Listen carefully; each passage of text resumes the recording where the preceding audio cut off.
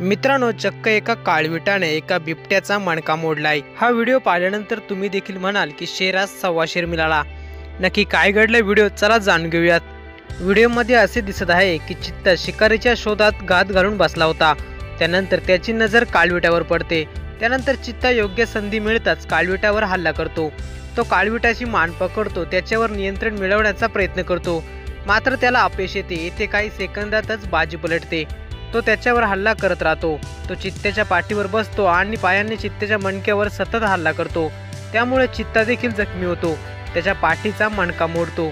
त्यालाही चालता येत नाही, त्यामुळे त्याला किड्यासारखे रेंगाळावे लागते। अतिशय चपळ असणाऱ्या चित्त्याला हार मानावी लागली। म्हणतात ना, शेरास सव्वा शेर हा मिळतोच, तेच घडलं या व्हिडिओमध्ये।